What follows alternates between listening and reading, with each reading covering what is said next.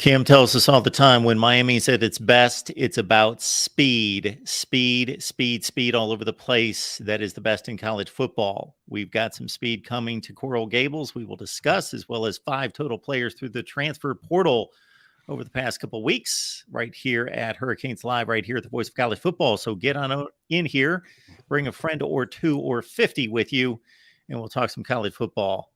Cam, how you doing tonight? Good, man. Good to be back. Sorry about last week. Everybody had something pop up right in the 6 o'clock hour. Everything's fine. Just, had something pressing that I had to attend to. And so that's why I wasn't here last week, but I'm back. Everything is fine. Everything's good. Back in the building. As you know, Cam Underwood with Sports, State of the U, at the State of the U, all over socials. Yeah, that's me. That's us. We're here. We're ready to rock and roll and everything. And yeah, so obviously lots of transfers to talk about since the last time that we spent a wonderful hour together. I don't know if it works this way for you, but I'm guessing that it does, that when you're just used to staying up with the pace of the news cycle in sports, that something could have happened 2.5 days ago, and it seems like it was a month ago. Yeah. And that's how it is when I look at the name Tyler Harrell. This was only a week ago that he transferred to Miami, something in that range. And it just seems like it was forever ago because they continue to do some more work in the transfer portal. But we'll start there because this is a guy that reeled in catches for over 29 yards per 2 seasons ago for Louisville. Yeah, so he's a big get. He's a guy that was talked about, mentioned in passing by me, and maybe more substantively by others at the beginning of the transfer portal window. Even in the first transfer portal window, I believe. And obviously, like the thing with the transfer portal, especially there being 2 windows, is kind of the new toy, shiny object effect. I had a boss at the secret day job, and she was always say, like, no shiny objects. Like if we're focused on something now, that no shiny objects, nothing to distract you. But like in terms of the transfer portal, there's always a shiny object. There's always another new player. There's a Taiwan Malone. There's a Zachary Frank. There's another player to be focused on. And so Tyler Harrell had kind of some of the attention drawn away from him because he had a extended time in the portal to make his decision. But then he ends up transferring home to, the 305 to play for Miami. And yeah, he's an elite speedster. I want to say state champion a couple times, sprinter, another guy who went to Miami Columbus, if you know that. I mean, there seems to be a very strong pipeline from their campus to Coral Gables. Cristobal and Mirabal, they went there as, that's their high school alma mater. Like there's lots of guys who've come through that program and gone to Miami and elsewhere. Guys like Deion Bush, for example.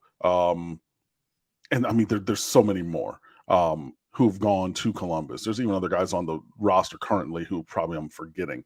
But yeah, I mean, Columbus has built themselves into being a premier program, and Tyler Harrell, is from there. He was kind of he was lower on the ranking in that class, but he's very, very, very fast.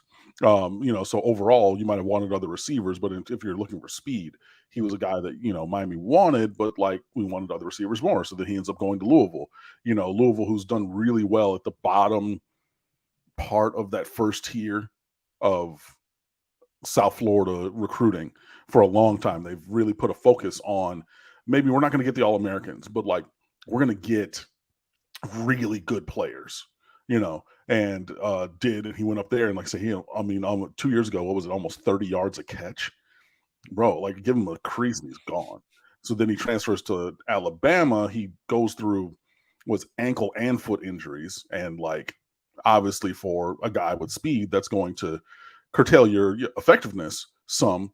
But if healthy, and all signs are pointing to the fact that he is healthy, then you're getting hopefully that guy from a couple seasons ago, the one who averaged 29.18, I believe it was, yards per catch. So, Miami was looking for, wide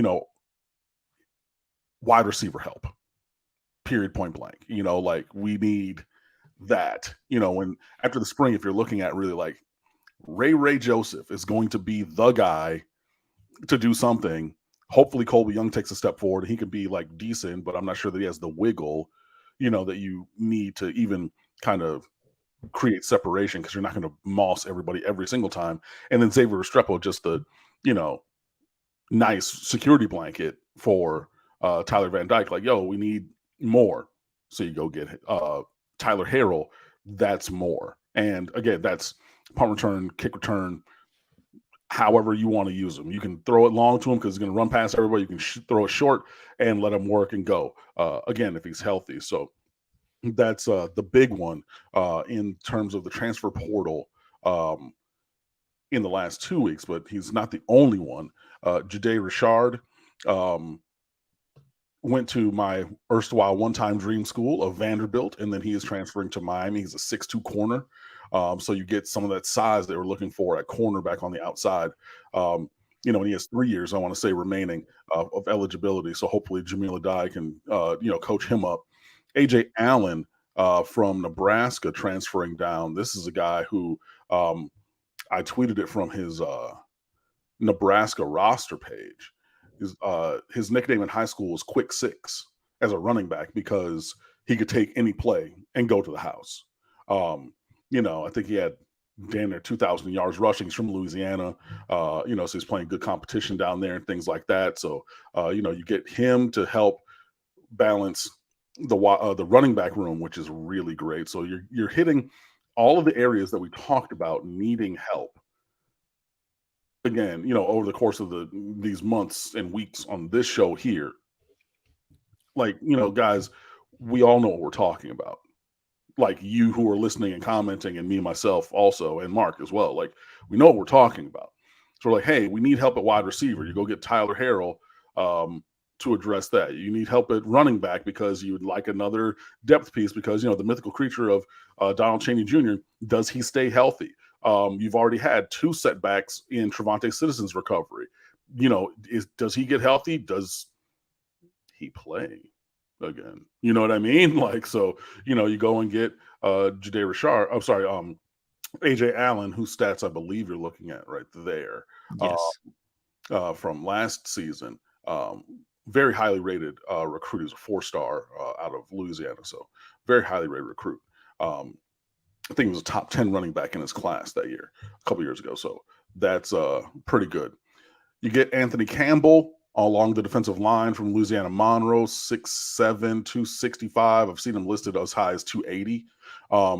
He's a guy who can play inside and outside. And again, if you're talking about we need a big body because we lost what's his face that went to Florida State, like, you get a bigger body. Like, you got and a guy who can play here.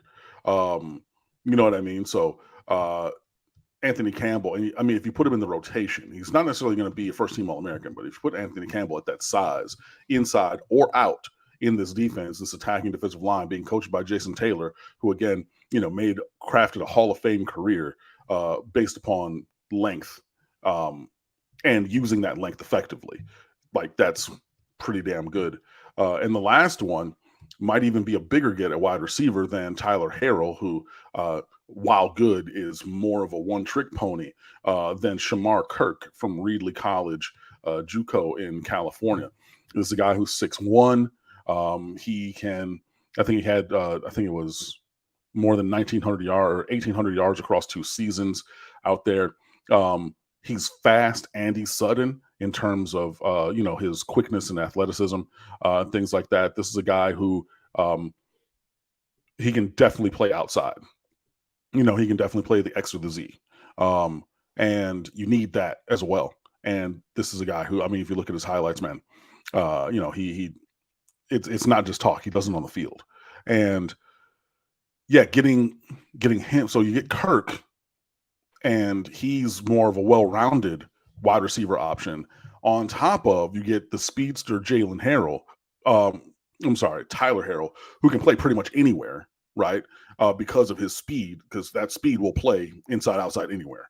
He's probably not going to be a Colby Young and go up over the top of guys because he's only, 5'11", 6 feet tall, but still that's more height and length because he has long arms as well. He's more height and length than a lot of the, the Smurfs in this wide receiver room for the better, the most part.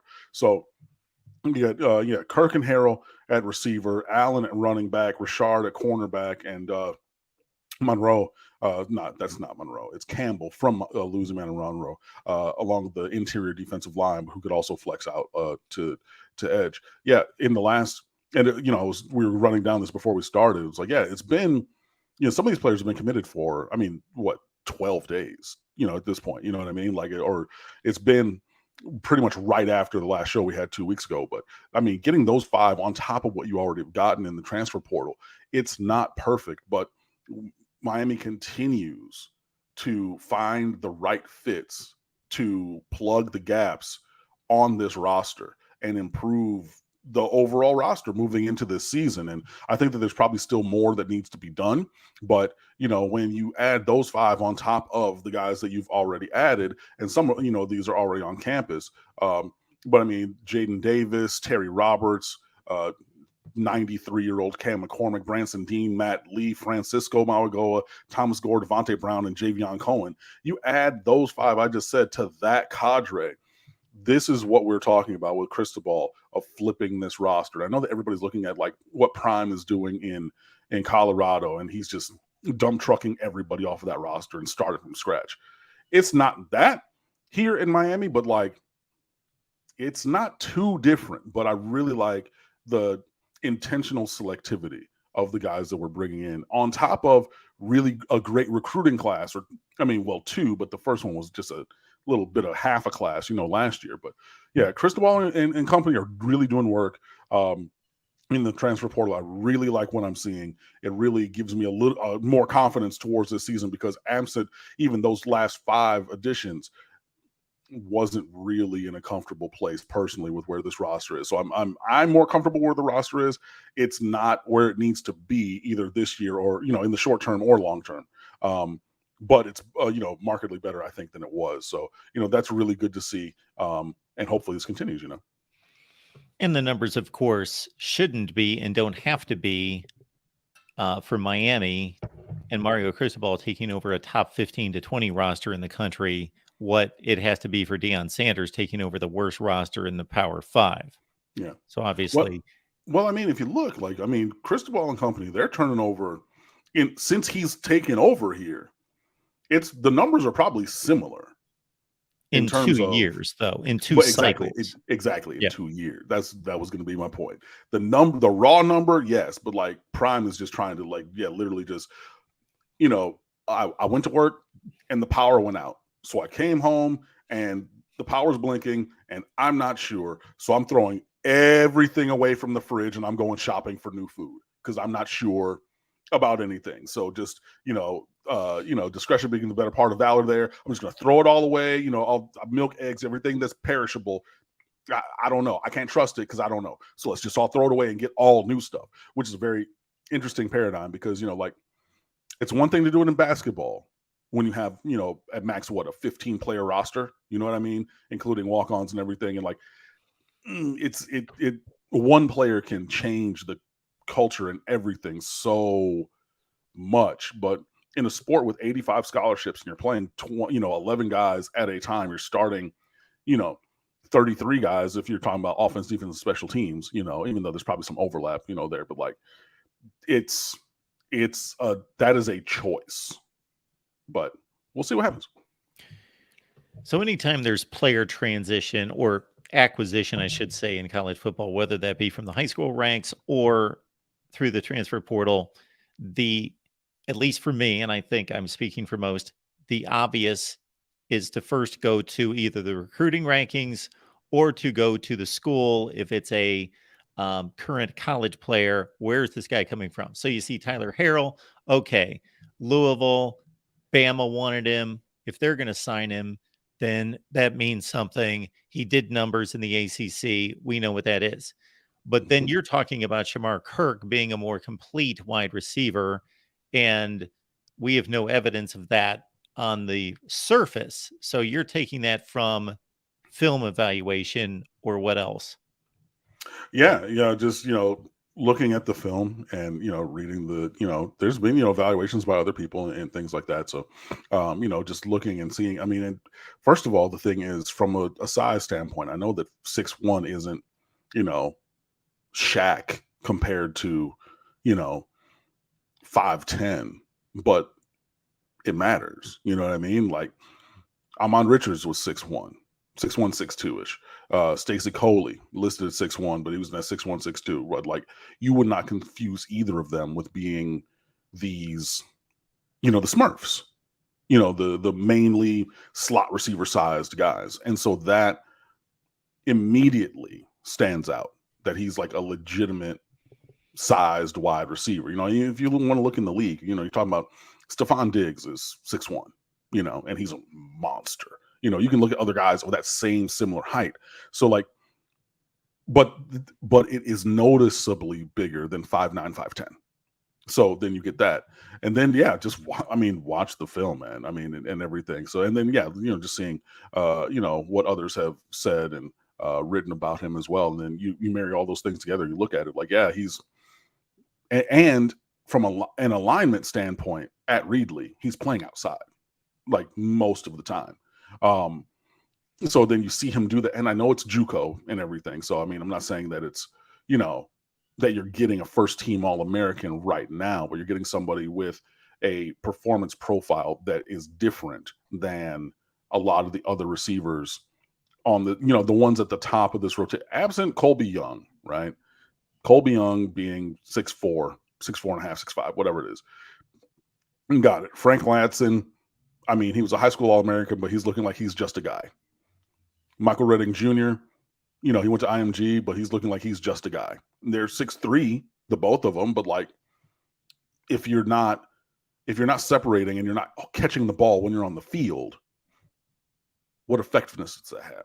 You know what I mean? But then you get a guy in Kirk who seems like he can fill that void at a smaller size than, the 6'4" guys, but bigger than the 5'9" guys.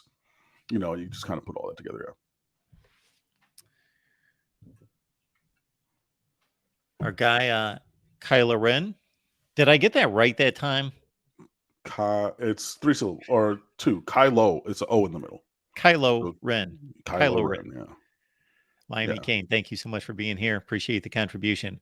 Love Coach Joe, but his recruiting is limited. Okay. I think that's a fair point.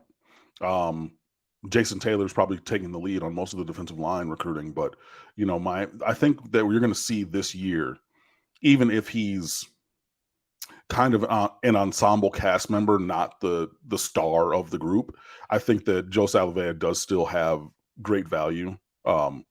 Not great value like the Walmart brand, like the off-brand thing, but like he has immense value to the recruiting operations. And if you look at all of the defensive linemen, including all these defensive tackles that have been down, and even looking ahead to who's, some of those guys are coming back again for visits this summer. Joe Salavea is part of that process, 100%.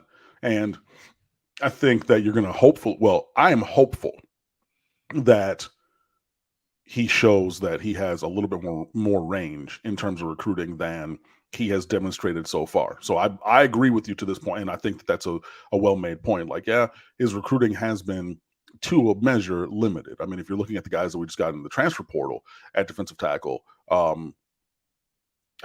think some good rotational bodies, but, for whatever reason, Tywan Malone visited Coral Gables and decided to sign with O State. Silent scene. Cool. That doesn't really make you feel great about, Joe Salavea and his recruiting. Cause you got a guy on campus and then all of a sudden he signs somewhere else. Not great, Bob. But this class is going to be defined by the defensive line, I believe fully. Like you can see by the visits, you can see by the chatter and everything. And there's been a lot of unofficial visits of top defensive linemen, including like interior linemen, big dudes close to the ball. So while I think that you do have a point, Kylo Ren, to this point about his recruiting being limited, and again, even if he's riding shotgun next to Jason Taylor, like that's still a valuable position in recruitments. And hopefully, if you're talking about a Aiden Breland, if you're talking about a Big Cam with a K, Cam Franklin, defensive tackle, if you're talking about a T.A. Cunningham, was transferred from Los Alamitos, California to Miami Central. If you're talking about any of these dudes, like he's going to have to play a part, and he's going to have to play an integral part of getting those guys hopefully several of them, to commit to and sign with the University of Miami. So I think that this year, especially with the intense focus on that position in the high school recruiting ranks, is going to give Joe Salavea the opportunity to show and prove more range in recruiting. But as of right now, yeah, I do think that there is something to be desired there. Casey, I was not selling Tyler Harrell as Devontae Smith in any such way. Find me a receiver in college football over the last couple of years that caught at least 18 passes in a season for 29 plus yards per catch. That's going to be difficult to find. So I just know that the guy's really fast. I've seen him play, and I know his reputation. Right. But also, I think that kind of proves the point here. You know what I mean? Like, he's not, from like a usage standpoint, like 18 catches, great. 500 something yards, bro, like he's out of the frame. Like, and if you think about it, like, again, this directly addresses the incredible lack of explosive plays from the Miami Hurricanes offense last year. Like, I mean, we were literally bottom 5, bottom 4 in terms of offensive explosiveness. And you get the most explosive receiver from 2 years ago. Like, this is kind of, you're looking at a guy to come in and fill a role, fill that gap, change the state of affairs in this one thing. He's not Devontae Smith. He's not even, if we take it back to Miami Hurricanes, he's not Amon Richards, right? Because Amon Richards was a guy who you could throw a him ball. Everybody in the stadium knows where it's going. Whatever, break. The ball's going to 82. Because I didn't call a play. I didn't call a ski. I called a play for a person. I called a him ball. Where's the ball going? Him. Tyler Harrell, Jesus, because we had a player who was named Jalen Harrell before. Sorry. Tyler Harrell is not necessarily that. You're not calling a him play, but Miami could barely, struggled to get first downs last year, right? Had one of the least explosive offenses around. And you're talking about a guy who 2 years ago, he caught the ball and it was 3 first downs worth of yardage. What? And that, you need those guys. So he fills a role. And like, in terms of like fast guys, first of all, Miami does not always have fast guys. If you don't remember when Mark Richt got here, he openly said, we need some speed because we cannot even replicate in practice what it's going to be like to go against other teams because we don't have the speed on the roster. So getting the speed has been an active thing. Now you can talk about what happened with previous coaches to put that dearth of speed, but like, it has not always been as ubiquitous as you make it out to seem. Because but you can look at the fact of over the course of time, we've had speed, Santana Moss, Travis Benjamin, and yeah. But it has not always been here, especially even recently. Because Mark Richt was coach here less than a decade ago, and he was talking about, we ain't got no kind of speed. Like, our defensive backs, they're going to see somebody who has speed, and they're going to be like, oh my God, what is going on? Because we don't have anybody like that. Like, I think his first year, Mark Richt, I swear I remember seeing the fact that, like, when they were going for go routes, like, to really stress the defense, I swear he had the receiver start positive 10 ahead of the line of scrimmage to get the kind of timing of what it would be like to have somebody with speed, this kind of speed, Tyler Harrell speed on the other side of things. So it's not always that. But, look, everybody doesn't do everything. But what Tyler Harrell does is something that we need. So I'm okay with it. And if the disconnect comes if you are asking him to be more than he is. If you're trying to be like, cool, you're going to be any of those South Florida receivers who've been to Alabama. You're going to be, old Grandpa Ridley. You're going to be Jerry Jeudy. You're going to do do all of the things that they did and have the impact and gravity in the offense that they had. Now I think that there's a real issue, but bringing him in to do what he does and integrate that into what this offense can be and fill in and address the gap of explosiveness that was clearly there, the black hole of explosiveness that I talked about all season. I said it after game 2. I said, this is a problem. This is a big problem. It's only 2 games. What are you talking about? You don't know anything. You never played football. I know you've been writing for 12 years, but you don't know anything. Cool, fine. And I did it all season long and said, hey, I told you after week 2. And now we got a guy who really, I mean, he doesn't even fill in the gap. Like he fills in that hole and then builds a monument on top of that in a positive way. I think that this is a good thing. But to your point, there has to be a reality of who he is and what he does, and not exceeding that and being like, okay, this 7th row background dancer is all of a sudden going to be front row center, like front stage center. That's where it is. But I mean, I'm not going to downplay a guy who's like 30 yards a catch a couple years ago. Darn near. Come on. Nah, I'm not going to do that.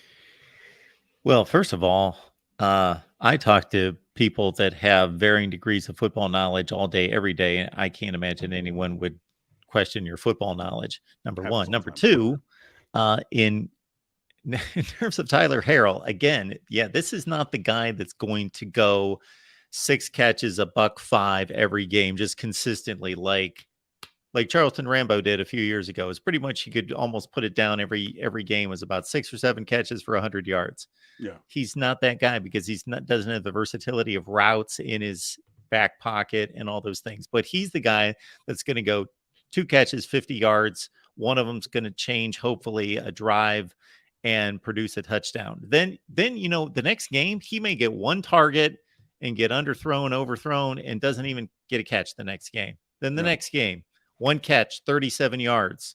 And when you total it all together, hopefully they're at meaningful times in meaningful situations that change games. And he's going to have 29 catches for 640 yards and 4 or 5 touchdowns. Hopefully that's the result. Really good with that. Again, this is a guy that you can and should put on both returns. And in a Steph Curry kind of gravity kind of a way, even if he's not getting the ball, the defense is going to have to move. You know what I mean? If you have him, if you run orbit motion, if you run that jet motion, if you run him on a post, like, the defense, like, you're going to have to account for that. You know what I mean? Like if you put him, on the wide side of the field, and you put him at the Z, and you got he's at number 1 and you got a 2 next to him. Even if you run switch routes and he runs inside and he runs the post there, his primary defender is going to have to be there, and one or both of those safeties are going to have to be there, because if it's not, you're throwing it over the top. And that's what Tyler Van Dyke does the best, is throw the deep ball. And then all of a sudden you're queuing up the band and changing the scoreboard. So like, he's going to have gravity regardless of where he is, because the other team knows if we give him an inch, he can go the distance no matter where it is on the field. So that's the other part of things. You know what I mean? Like, yeah, what he does with the football in the diversity of ways that he can do it is a thing. But even just having him out there with that speed, it moves like he's a chess piece where whatever you do with him, the defense, unless they just think, hey, Miami can't block us, it does not matter what we do on the back end, because their quarterback will not have time to throw the ball, which Tyler Van Dyke is going to get sacked sometimes. That will happen on occasion.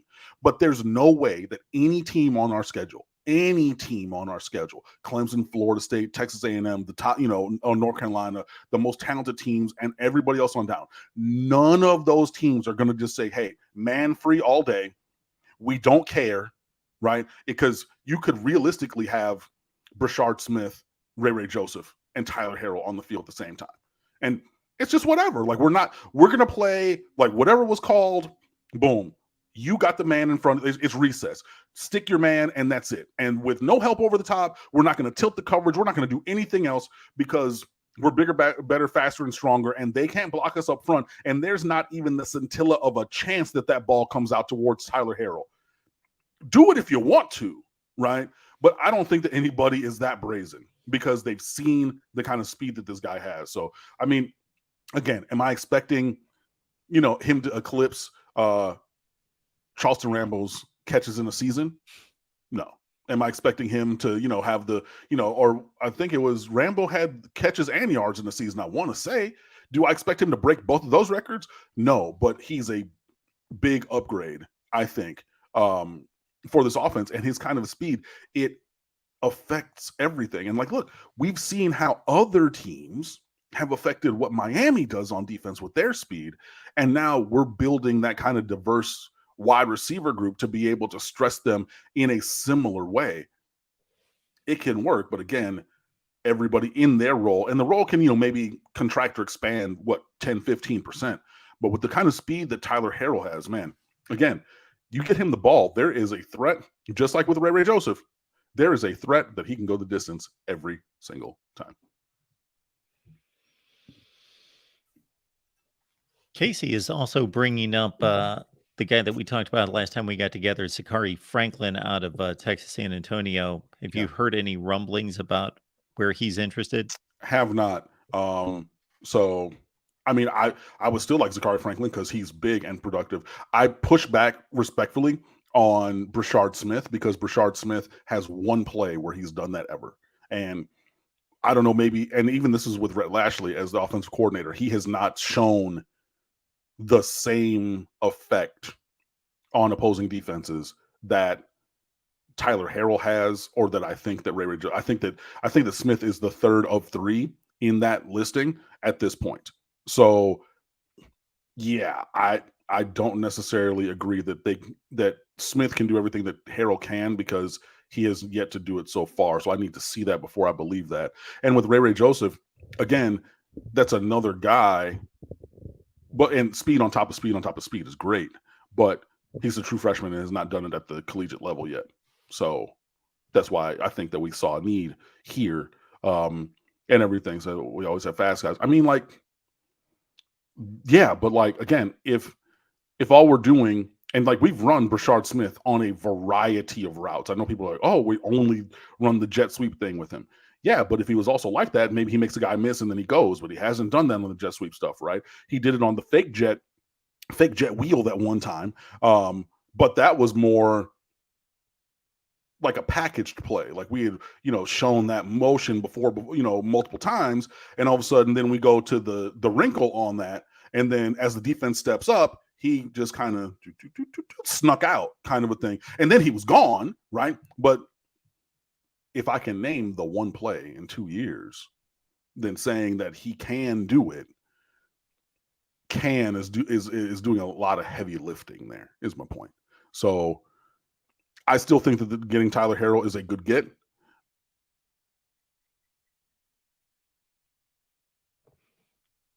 We lost you.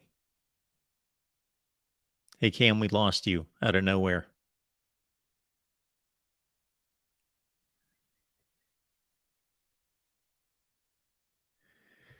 So hopefully Cam will make it back. That was kind of odd because the audio just cut out.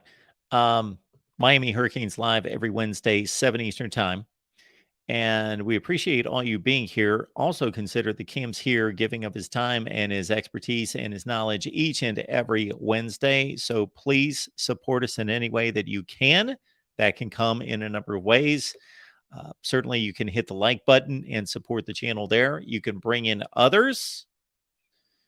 Let other people know that we're here talking Miami football with all of you each and every week. And of course, we've got the super chat available as well. We appreciate everyone who has utilized any of those options and all. We would love to continue to grow the channel, grow the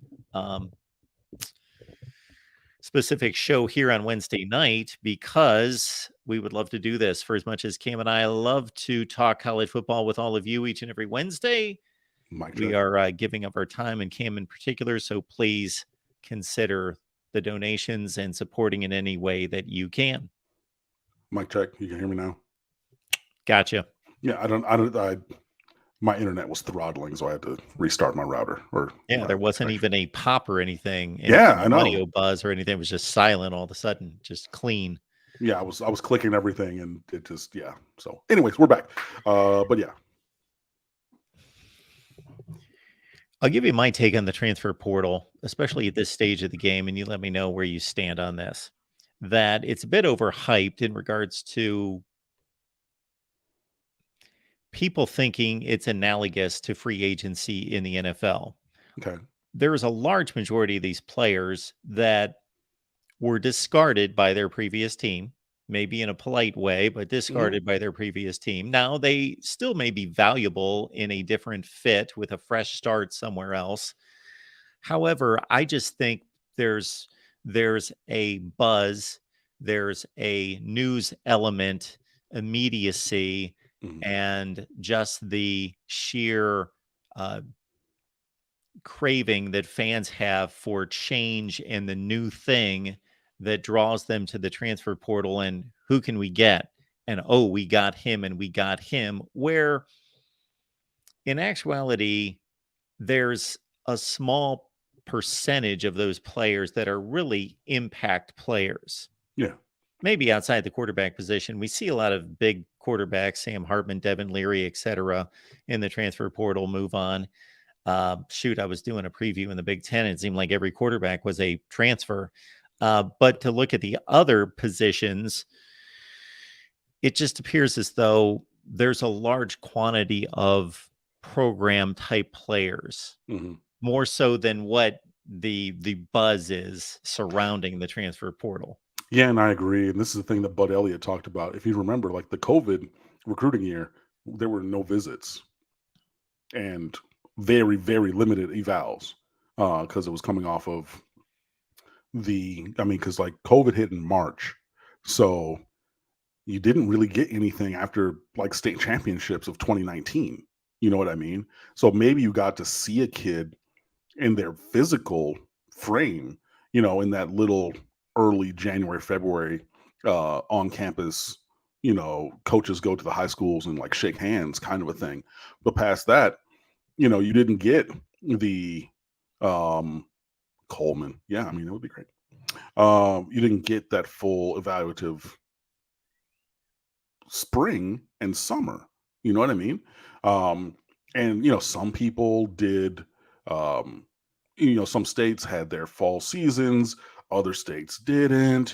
For high school football in 2020. So there was a lot of the maybe disconnect of prospect and their actual potential and fit as they moved on to the college level. And I think that you're still seeing fallout of releveling where I think that some guys went to bigger schools than they otherwise would have. And I think that some guys went to lower schools than, if they would have had a really balling senior year that year. And I think that, and you add in the extra year of eligibility that was gained through COVID by everybody who was in college then, there's just a lot of resettling going on, I think, across the landscape. And I think you're really, to Mark's point, seeing that in terms of depth players and program players, rotation players, not even depth as in like, yeah, they're a scout team, but like, yeah, just rotation guys, guys who play a role, but are not, I mean, like Caleb Williams is like the exception to the rule. You know what I mean? Like there's few of those that are transferring to the point. So yeah, I mean, but you can get starters, you can get all conference guys. I mean, I think there's even been, well, I know that there's been first round draft picks. I mean, shout out to Jamison Williams with my Detroit Lions. Well, not for 6 games because he was stupid.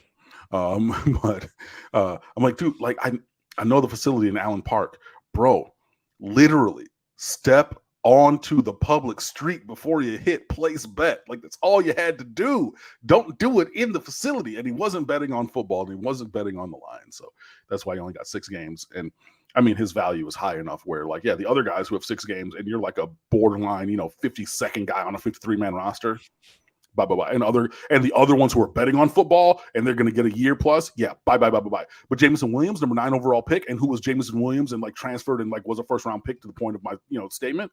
Yeah, we're going to ride with him through and we're going to give him the counseling and structures in place to have that not be what happens all the time. So I mean, yeah, there have been first round draft picks who have transferred. I mean, Justin Fields, hello, even things like that. But again, Justin Fields and Caleb Williams and Jamison Williams and guys like that, like it's really fewer, I think, than people think. But there are a lot of guys who are moving around the college football landscape, and I think that's what it is. But I mean, even in terms of Miami, Thomas Davis, who was a 4-star recruit out of Georgia,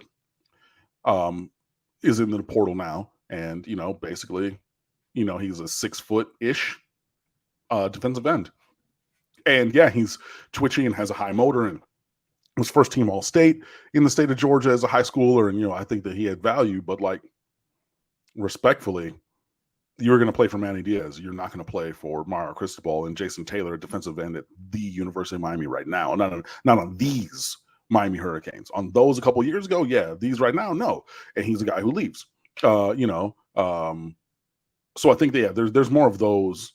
And even, like Mitchell Agood, from UCLA, the Chigozie Naruka a couple years ago. Like it's more of those guys who are going to play rotational snaps than super duper stars. But there's a lot of them, and you're going to see even more of it than college basketball because there's a much larger player pool. And I think that the number of players in the transfer portal, that becomes the thing as opposed to the individual names. So people see, oh, there's 2,000 players transferring. Cool. But that's 20 players per 100 teams, and then boom, you're already at 2,000 just like that. And then you got guys like, who can jump up and down, FCS and Division II and things like that, which happens. And then the numbers get extrapolated. But I think it's more like there's a lot of drops of water in the ocean kind of a thing. Yeah, I say that, and this is anecdotal, but take into account a guy like Bear Alexander. After spring practice, he jumps into the transfer portal. And yes, he's a nice talent. He's an extremely highly rated talent coming out of high school, a top 50 to 75 player. But he has yet to prove to be a quality player in college, let alone some kind of superstar. And it just seems as though the buzz around him was like he's Will Anderson or something. Okay, well, he may turn out to be. I mean, he was a freshman. He was on the 2 deep on that Georgia defense. Like, sure. I mean, it's not getting Jalen Carter, but I mean, that I would put him in the exception part of things. Like he, a former 5-star, like he's yeah, Bear Alexander. Because I mean, Miami recruited Bear Alexander out of high school. Like I remember Bear Alexander as a recruit. Like that's one right there for me and for a lot of people who in and around the sport. Like that one moves the needle potentially. That's my point. It's not been proven. He's not Sam Hartman as a defensive lineman. Fair. Yeah. And that was my point. Not that he's not a tremendous talent. And of course you want him. And especially a school like USC that needs defense and needs defensive line play. Yeah. I know that he's going to do it again. And I mean, Bud Elliott, former colleague at SB Nation, who's now at 247 or CBS Sports, he does great work. But he did a piece a couple years ago where he was evaluating, the fact that like you're not going to. There haven't been like California doesn't have big dudes anymore. Like, and he did his like guys in high school who were like big, of caliber, like 4- and 5-star dudes who were like. He didn't put a size or height with it, but like 275 or above, like. A lot of like those guys don't really exist out there anymore. So like, yeah, getting a Bear Alexander to fill that, yes, that player from that other school in Tallahassee was a 1st-round pick also, who was a transfer. You are correct. So too was Jalen Phillips, who was a transfer from UCLA as well after he had retired from football and came back from retirement and was a 1st-round draft pick. You are correct, Michael Davis. Boom. Yeah, we could name transfer players all day. All day long. Yeah. For you folks that just enjoy a good college football conversation, we've got a record scheduled tomorrow with West Virginia head coach Neil Brown. So we'll be releasing that here soon. And we were appreciative to the folks that lined that up. We got Cam Harris. We do each and every Wednesday night here at the Voice of College Football, 7 o'clock Eastern time. So show some love. You can do that in a number of ways. Like, share, get out there on social media. Let other people know that we're here each and every Wednesday. And we've got the super chat available as well. All right. Miami's at the forefront along with 6 other schools to make an attempt to break away from the ACC and tear up that grant of rights that some lawyers will tell you is airtight and others will tell you can obviously be challenged. And the closer we get to the deadline of 2036, the more it weakens. Yeah. And your thoughts about that effort? I mean, it's not ironclad. It would just cost $500 million per school probably to get out of it. I mean, that's the thing. It's like, oh yeah, like we're not letting y'all out. Like you can get out, it's just you have to pay it. And people are like, oh, it's 120 or whatever, but that would probably be, and then residual, payments or whatnot. Like, yeah, it's closer to $500 million from everything that I've seen. I just want to remind people, because I've seen this. I was talking with a friend about this yesterday. Miami and Dan Radakovich, right, new athletic director, former, got his master's at Miami, started his career at Miami, was at Clemson, helped them develop their championship programs and everything, especially in football. Dan Radakovich was the first one who brought this up. Okay.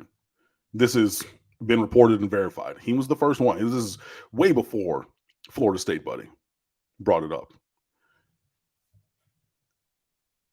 So I say that to say that, like, everybody's like, okay, well, Florida State's leading this, and then they're wrong. Dan Radakovich brought it up first. And I think wisely, just because Florida State's a public school and they have the visibility, because like they've been a championship program. I mean, they're the 2013 national championship, and they're a known brand, just like Miami is, and everything, but they've been outwardly contentious with the ACC previously. Miami's been inwardly contentious, and Miami being a private school and just the optics of things is a little bit different. So basically, in large part, the Florida State athletic director is getting in front of people, and he's rapping the raps that Miami wrote. He's spitting the game that we gave him, right? Hey, look, you want to go talk to that girl over there? Go say this. And then he goes, hey, what's going on? Da, da, da, da. And he says exactly what we said. And like, if it works or don't, but he's spitting our raps. Okay. So I just want to remind people, and you can go look up the timeline, because this was well before anything was said from Florida State. Miami was the first one out there. Now, Miami obviously wants out. Like, the ACC, disrespectfully, they don't give a shit about Miami. They really don't. Miami has been just, what have you done for me lately? And the only interaction really was, we want the 2001 Miami Hurricanes in the ACC. We want that program at that caliber level. For whatever reason, come hell or high water, you already know, everybody watching, Miami has not been able to deliver that. The ACC conference is outwardly contentious with Miami in so many ways. They don't give a damn about the basketball programs, plural, right? I mean, look, Miami Hurricanes men's basketball made the Final Four for the first time in school history. We're the only team playing after the first weekend from the ACC. If that were Duke, I wouldn't even say if it were Duke, because Duke basketball clearly, isn't it? If that were Louisville. No, because Louisville even has a bigger profile. I'm trying to if that were NC State. Okay. Right? Why was there not a 90-minute special on the ACC network leading up to the Final Four that week? Boom, done. Right? Embedded with the team, going through all the stuff. You got the coaches, you got the players. Hey, you got a Hall of Fame coach in Jim Larinaga. You got dynamic players. Isaiah Wong leading this team further than he led them before. Jordan Miller had a perfect game in the tournament. The first one of that ilk since Christian Laettner with the shot game against Kentucky in the Elite Eight in '92. What? Why are they not boosting that? I mean, you should be beating your chest. Yo, this is the ACC. This is one of our member teams, and you're all out there in front of everything. They didn't say fucking word. They don't care. And you never have. Because it's been, when these were negotiated, can you bring the Miami Hurricanes that we have currently seen at that time? 2001, 02, 03, 04. Are you bringing that squad to this conference? Absent that, we don't give a damn. Right? So yeah, Miami wants out, absolutely, and should. Um, and like there are other teams along that ilk. I think it is generous to add Virginia Tech, and NC State into the cadre. I think it is. I think it is very generous to add them to Miami, Clemson, Florida State, and North Carolina. I think it is very generous. Now, I read a piece on 247. They're looking at where the ACC teams might fall might go to if they went somewhere else. Do I think that Virginia fits in the ACC? I'm sorry, in the Big Ten landscape? Absolutely. They're one of 15 or 20 universities that's in the whatever the cadre is. The acronym is AAU, but it's Academic Institutions Union or something like that, for high level research universities. I know that Michigan is one of those. I know that UCLA, I believe, is one of those. So, and those are Big Ten schools, right? So from an academic and a culture standpoint, again, somebody who grew up in Michigan going to the University of Michigan and around there, I got my uncle Bill went to the University of Michigan. Half of my graduating class from Cranbrook went to the University of Michigan. Does Actually, Virginia everyone. fit? I'm sorry. Actually, everyone in the Big Ten's a member except for Nebraska. Is an AAU member. Bang. So does Virginia fit? Yes, I think they fit independently of we need more money from the ACC in, performance bonuses or whatever. I think their conversation is like, we fit here, and if we want to have that conversation, cool. I don't think that in the Virginia Tech, that's laughable. For what? For what? Honestly, that's laughable that they're in the 7. And I know if people are like, oh, well, you can't take one school and not the other. I mean, look, when, I was talking about expanding the ACC, I was talking about taking Oregon and Washington and state. Bump that. You know what I mean? You don't have to take Virginia Tech if you want Virginia. That's not a thing. So, you have that. NC State, come on. But, I mean, things do need to change, first of all, in terms of the distribution of finances. If you want to do it unevenly and give, teams more, and again, I really don't think that Virginia Tech, and North Carolina State have any say here. They're the kids who are like, I mean, I'll put it to you like this. I'm really smart. I'm just going to put it out there. I was in physics in high school with some dudes who were smarter in the worlds of engineering and physics than I am. That's why I'm not an engineer. That's why I don't do it professionally, even though I got A- in the class, but whatever. But them dudes were like, cool, we're going to build a trebuchet, 14th century counterweight catapult. We're going to build a trebuchet for our final project. Cool. I got a small car. I need somebody with a decent sized car to haul this lumber. Hi, my name is Cam. I was sitting behind you, Aaron and Colin. I think I would love to be in your group. That right there, because they had the brain power and I had look, I'm here sawing this wood. I'm going to openly, Aaron Essercon got into Caltech full ride. Hey, so I didn't mean to put his full name out there, but he was always a person who had a full name. But you know what I mean? So hey, I'm willing to say this kid was smarter in engineering than I, but I rode his coattails to that A+ on that trebuchet project. You goddamn right. So I think the Virginia Tech, and NC State are metaphorically me, and they're like, hey, we're going to hitch our wagon to them. And if we can get the grade and we get the fallout from what those guys are earning and cool, great, wonderful, good and glorious. But I mean, something has to change.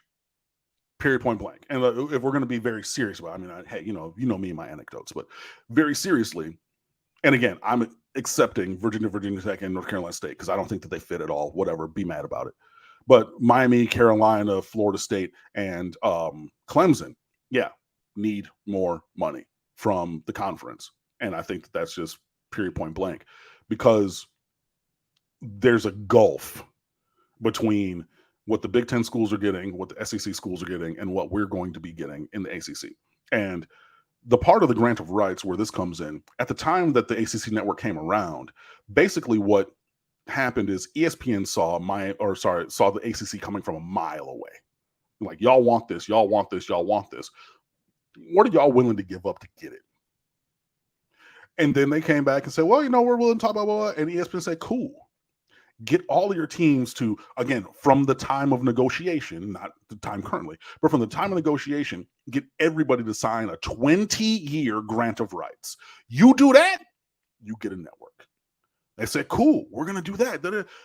Knowing that the TV deals were coming up, everything was going to get re-leveled, everything, new money was going to be out there, but said, cool, we're going to be locked in for 20 years. And ESPN fleeced them. Because, look, man, just the value is there. Even if, it's a Miami game. Miami, Texas A&M, not great teams, did numbers. Why? University of Miami logo. Florida State was bad for a long time. They were actually halfway decent last year. They weren't really as good as they were, but they, hey, whatever, fine. They beat the shit out of us. I know that. But, hey, Florida State on television, numbers. Clemson clearly has built themselves up to be that. But they sold their soul in the short term for this long term, but now everything has changed around them. And now, hey, and of course the ACC offices, the North Carolina-centric thing, say, we're not letting y'all out. Y'all signed it. Y'all are Scottie Pippen, right? Say, look, we know that the NBA deal is coming up. We know that there's going to be new money. Why don't you take a 2-year deal now and renegotiate? A guy who slept on a dirt floor in his home with his 9 siblings growing up said, no, I want this 6-year, $18 million contract right now for my financial security moving forward. Okay. And all of a sudden, a year and a half after he signed that, NBA money exploded. But then he went back and said, oh, can we renegotiate? And the owner of the Bulls said, no. We gave you the chance to take a shorter term and then come back, and we would have, but we're not going to go back against what we've already negotiated. That's the system that we are seeing with the ACC. So now it's like, where are we going to go get this money from? I mean, I don't really care about how they level it, but there are teams that are not holding up their end of the bargain. And I know people are going to say, well, Cam, Miami is not held up their end of the bargain in terms of performance. Yeah, but if you look at what matters in this with eyes on television sets, if you look at the media consumption of games, including Miami, right? Miami's still up there. Miami still draws. So even not being great, but yeah, I think that top 4, with the other 3 tag-alongs, but definitely the top 4 in this conference need to have an unequal share, a larger share of the money, because that's just what it needs to be. And I honestly think that, even if this does hit and there is an unequal distribution of money throughout the conference, I still think that we're looking at the disbanding of the ACC, or the ACC becoming the Big East and it being really just a basketball conference, only and exclusively, and it's to the point, in the NCAA tournament, teams get paid on units, or conferences get paid on units. So every game in which there's a team, they get a unit, and then they add those up and they divide those out. Miami was the only team earning units for the ACC all the way into the Final Four, but everybody gets to split that up. Now, I'm not saying it's going to be directly that every single year in terms of basketball, but the brand is still strong, is my point. And there's, especially in terms of football, where, just the numbers are exploding.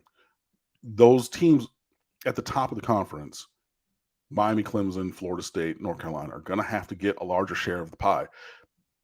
And even if they do, I could reasonably, and I foresee that those teams and potentially others are going to leave the ACC in the not too distant future. But again, that's pending if you want to spend $500 million over the course of whatever to buy out of those media rights, the grant of rights, and where they could land. But I just don't think, this reeks to me of 2012 Big 12, when they started going into unequal sharing with Texas and Oklahoma. We've already seen this, and they were definitely not pleased enough with that, because I'm getting a larger piece of a smaller pie, so I can get an equal share of a bigger pie, and it be larger even than the unequal split that I'm currently getting. So yeah, I mean, there's a lot going on, but first of all, again, I think that 3 of those teams in the Magnificent Seven are laughable to be added and included. And yeah, Miami and others need to get more from the conference, and we'll see. And they should be voting on that soon, I think. Folks, we did a strong show on this last night on the main channel, so check it out. We had a number of guests come in and really dissected this. The one point that I'll bring forward would be that while it takes that enormous amount of money, which I believe is the $120 million plus what would home game broadcasting fees bring over the course of the contract, and that's where that rough figure comes in at $500 million. But there's a stipulation in the contract that will really become tangible in 2024 when the new Big Ten and SEC deals go into effect, that the ACC, I forget what the terminology is, but basically has to stay competitive with the marketplace. And that's what I think a lot of people are hoping becomes the catch point to break them free, is to say, you're not holding your end of the bargain on this deal, and we are no longer competitive with our peers. Well, first of all, I didn't know that, and that's good to know. I have to think about that, but it's kind of, harkening back to the Bill Clinton days. What the definition of is, but what's the definition of competitive?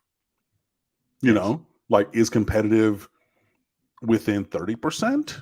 Within Sure. It like literally it comes down to what that definition is, so it'll be interesting.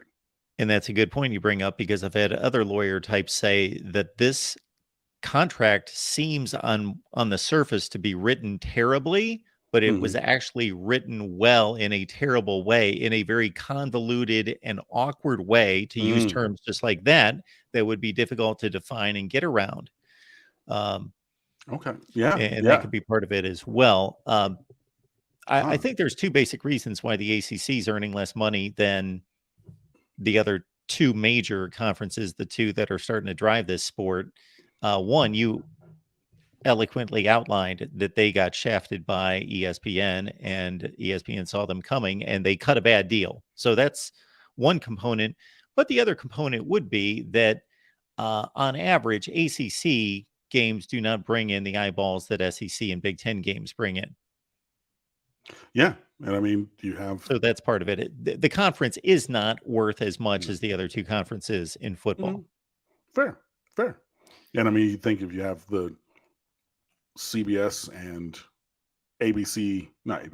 Fox games, the national TV, always, games, even from growing up, and ABC with that. But I mean, ABC, they kind of rotate through. But yeah, you just have national visibility in things as the sport is scaled. But yeah, that is interesting. I mean, it's going to be a fight. Like, I mean, yeah, I don't think that these teams are going to just accept that we all are going to get less money and be happy with it. It will be interesting. So yeah. And also understand, as I know you do, that there are 2, 3, 4, 5 schools that drive every conference and earn most of the money. So this same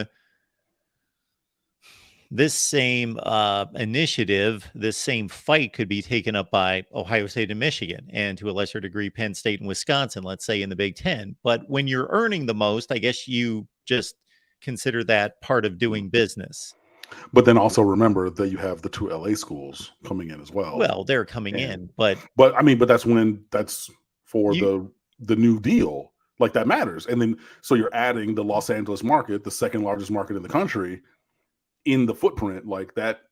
That matters. But my point is, as you well know, Ohio State and Michigan get by far more eyeballs than anybody else in that conference, and then again, to a lesser degree, Penn State, etc.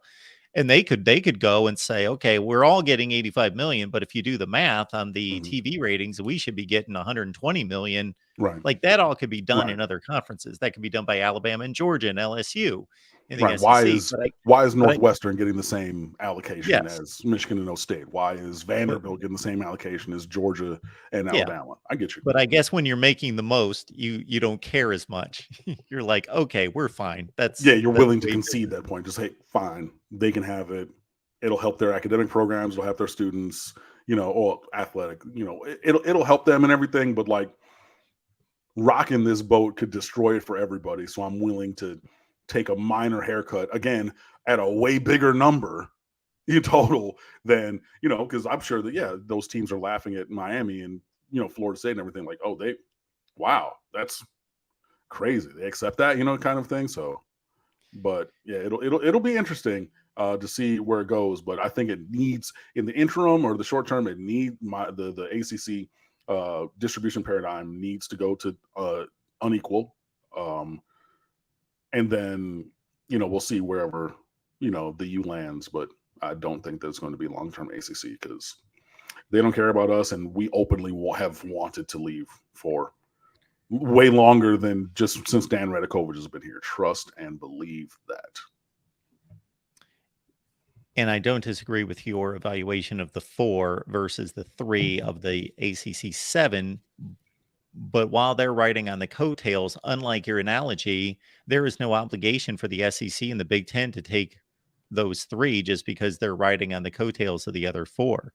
I don't think that it's even that. I think, no, I'm looking at them in the short term, as in they're trying to justify them getting a larger share than Georgia Tech, Duke, whomever. Yeah. Not that it's a contiguous 7 that's going to land elsewhere. I think it's, definitely going to be, you're going to partner up maybe. Again, with the exception of like Virginia, because like, why would Virginia, because of their academic profile, they ain't got to partner with nobody. You know what I mean? Like, we fit the footprint, just a little bit further south from New York, so which had, the Rutgers market and everything, but like academically and socially fit the Big Ten. So like we can make this happen. It doesn't need to be hey, I brought my friend with me, and like I think that we collectively can which I think would happen in some other instances, potentially, if Miami and was to I hate to say it, but if Miami was to partner with Florida State or Florida State and Clemson and be like, hey, SEC 1, 2, 3, let's go. Like I could see some of those things, but I mean, yeah, in terms of like where everybody lands in the future, like it's very insular. And then like, hey, if I see that like I can't get in the club and you can't get in the club, but you and me both can get in the club. So let's ride together so we can get in the club. I think there might be a little bit of that. But yeah, no, no, like the Virginia, who I think is just a perfect fit for the Big Ten for a variety of reasons. They can roll solo, and then Virginia Tech is going to be, hey guys, can we go with y'all? Do you got any room in your car? You got the 2-seater. Okay, cool. Mark, do you have no? Okay, you're actually riding with Cam. Okay, cool. Jess, can no? Dang, she's already gone. David can. Oh no, he's actually riding with Mark and Cam. I think that they might be in that kind of a situation. And then there becomes some kind of hodgepodge old Big East conference with Syracuse and Pitt and Virginia Tech and whomever else. And, we rewind the clock 25 years. Yeah. And like I've stated, I believe on here, if I'm the Big Ten, I go to Florida and I go get Miami and Florida State. Those are my 2 targets. And if Virginia and North Carolina are a pair because of academics and other things, that's great too. But I go to Florida State and Miami because if I'm the Big Ten, I check off every conceivable box in regards to I've got everything, but I don't have enough football players in my footprint. So I'm going to Florida. That's what I would do. And they got the academics. Our buddy Tony Altimore brings out the charts and everything, and Florida State, Miami are dead smack in the middle of Big Ten prestige academically. Absolutely. So, I mean, I could see that. I just feel like Florida State really wants the SEC. I feel that I feel they want that, they're trying to push in that way, and everything. And like, hey, Miami can do what we do, and we can, go different, opposite from them or whatever, or elsewhere. But yeah, I mean, if like I put on my Big Ten commissioner's hat, I'm probably looking at Miami and Florida State and being like, hey, what's up? Because that. Yeah, I mean, and like you could even say Clemson, because Clemson's a 90-minute ride from Atlanta, so reasonably you could say that's in the footprint. And then, I mean, look, again, that's right there where you have maybe not obviously the raw number of recruits, but Georgia and South Carolina have a good number of Power 5 recruits. So if I'm the Big Ten, I'm expanding my player pool there as well, with, blue chips and a variety of players and things like that. But yeah, I mean, it could go a lot of different ways, to be sure, but it'll be interesting to see. But I yeah, I did mean, not the mention first thing Clemson. is we got to get the uneven revenue that has to happen first. I did not mention Clemson for the Big Ten just because of the academic standing isn't what it is with those 4 other schools. Fact. Yeah, I could see that. And they probably, they're way more Southern, so I could see them trying to push SEC as well. So, yeah. All right, Cam, what's going on there at State of the U? Justin Tattavio got his 2FA access reset. So he's finished up his 4-part series on does the U have a South Florida problem? Excuse me. Part 3 went up today. If you've been waiting for that installment, I do apologize, but we did have the technical difficulties, and part 4 is up tomorrow. There's a couple things, a fan piece I think Mike Schiffman was working on, and a couple other things in there as well. So yeah, we're still around and still doing that. Falconer TRX, yo. Yes, ACC does have to pay up, or else. I think that I think both. They need to pay up and else, because we're leaving. when Pay up in April, the meantime while we're still around, but yeah. we're still Yeah, leaving. pay up now, but like you see down the road, like this relationship this is not forever. Like you know that, right? Because I know that, and you know It's that. not. Okay, cool. So yeah, we're here for the time that we're here, and we're gonna go somewhere else. And I think that'll be better for both parties. But yeah, true story. But yeah, so we're just doing that on State of the U. Maybe got a couple other things working for you. So come on over and fan with us. We really appreciate you. Thanks for watching. Thanks for listening. Again, sorry about last week, but life happens, but everything is okay. I want to just reiterate that everything is fine. Just had something I had to deal with last Wednesday.